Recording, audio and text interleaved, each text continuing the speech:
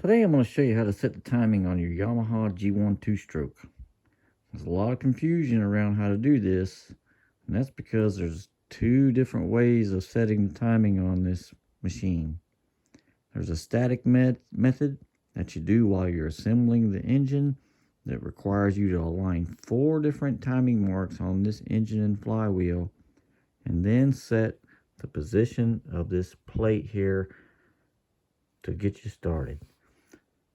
Once you have the engine running, there's a second procedure, a dynamic procedure that you're going to use a timing light to verify your timing and dial it in just perfectly. Okay? 2 different processes, and this is where the confusion comes in. The second part of the confusion is knowing where the hell all these timing marks are. So let me go through where all 4 of them are for you real quick. The first one is going to be on your fan. You can see I've marked all these with white. They're not going to be anywhere near this noticeable when you look at them, but this is where they're at. First one's on your fan right here.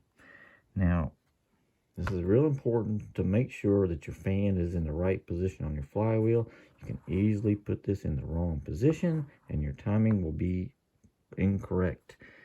On your fan itself, molded into the plastic there, it tells you key and an arrow pointing to the keyway on your flywheel. Okay, make sure you have this lined up or everything you do from here on out is incorrect. That's your marker number 1. Marker number 2 is actually on the housing right here. Once again, it doesn't look anything like this. It's a little tiny groove that's cut into this housing, and when you have the fan cover on, see if I can get this in place close,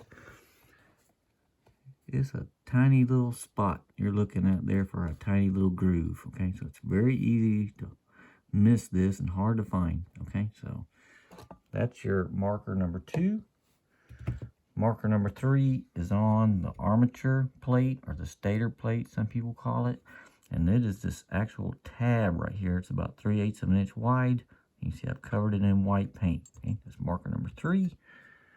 Marker number 4 is if we look and raise this up and see there's a little cut out in our fan blade right there.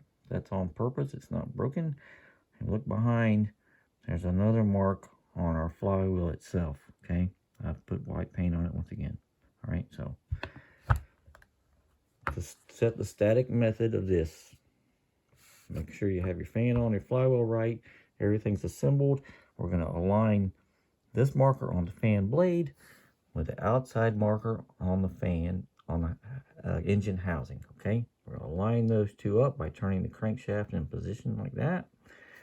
Then we're going to look down past our little window here and see the position of our flywheel. That marker should lie within the range of this tab. Okay, if it's not, you're going to loosen the 2 screws on your plate and turn it counterclockwise or clockwise until that marker is within the range of this tab. Okay, this is your static baseline setting.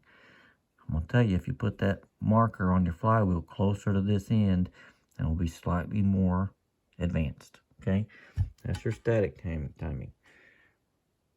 Once you have the engine running, you're going to connect your timing light to your spark plug. And now you're only going to use these 2 marks for your timing. So every time your light flashes, you're looking to get these 2 marks perfectly lined up. If your mark, and going in forward now, in forward direction, if our mark is over here, when you see that flash, that means your spark is happening before this position, means it's too far advanced. If you see it in this position, that means it is too far retarded. Okay, so now you can check this in both forward and reverse. Okay, most people advance forward a little bit, okay, because that's what you're using the most, and it gets you a little more speed and performance out of this engine.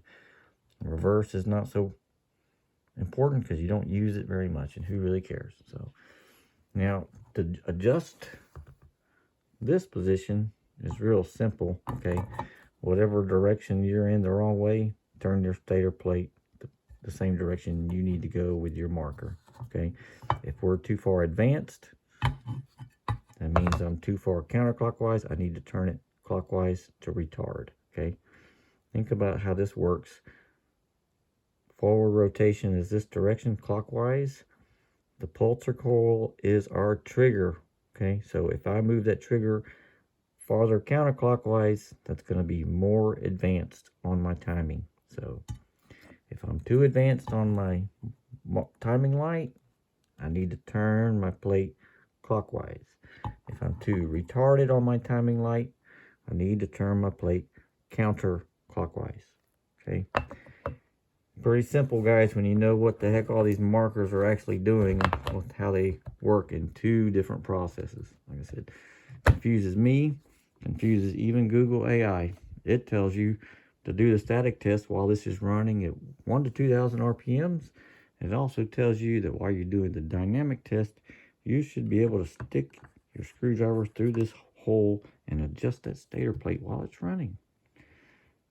Don't attempt this, please. You're only going to get a flat blade screwdriver stuck in your body somewhere if you try doing that. You do have an access, these two access windows, when the flywheel's in place, allow you to access both screws to loosen the plate and tighten the plate.